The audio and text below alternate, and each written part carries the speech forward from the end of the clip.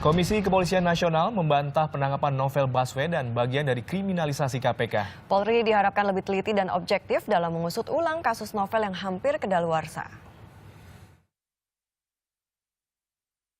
Penangkapan penyidik KPK Novel Baswedan oleh Barreskrim Polri Jumat dini hari kemarin memunculkan sejumlah polemik. Langkah Polri itu dinilai sebagai upaya balas dendam dan kriminalisasi terhadap Komisi Pemberantasan Korupsi. Anggapan miring itu dibantah oleh Komisi Kepolisian Nasional atau Kompolnas. Kompolnas berdalih, kasus yang terjadi 11 tahun silam itu perlu dituntaskan karena akan kedaluarsa. Misalnya melihat dari komentar dari Kapolri, lihatnya pertimbangannya lebih kepada pertimbangan soal kedaluarsa. Ya, karena kalau tidak dikerjakan sekarang nanti takut nggak selesai tahun depan dan sudah keburu overdue atau kedaluarsa tersebut. Sementara itu, Komisi untuk Orang Hilang dan Tindak Kekerasan atau Kontras menilai penangkapan Novel Baswedan penuh kejanggalan.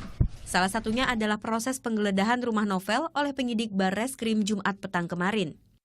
Memeriksa barang-barang pribadi di tempat yang bukan tindak pidana dilakukan, tidak menjelaskan kenapa rumah diperiksa padahal kasusnya 2004 di Bengkulu. Lalu ada barang-barang keluarganya Novel Baswedan, istri dan anaknya yang dibawa, yang tidak ada hubungannya, atau setidak-tidaknya polisi tidak pernah menjelaskan kenapa barang itu dibawa.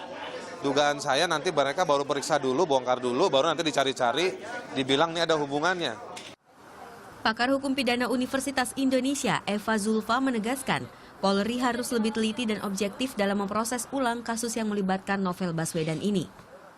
Kalau 11 tahun dan kemudian diminta untuk segera dituntaskan, ini penyidik harus bekerja keras gitu untuk kasusnya Pak Novel. Karena kalau tidak, masa daluarsa lewat, artinya kasus ini secara hukum sudah tidak bisa dituntut lagi.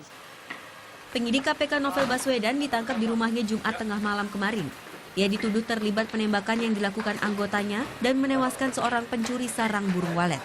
Saat itu Novel menjabat sebagai Kasat Reskrim di Polda Bengkulu. Di tahun 2012, upaya penjemputan paksa terhadap Novel pernah dilakukan Barreskrim Polri.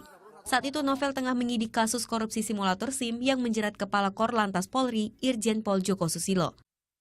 Tim Liputan melaporkan untuk NET.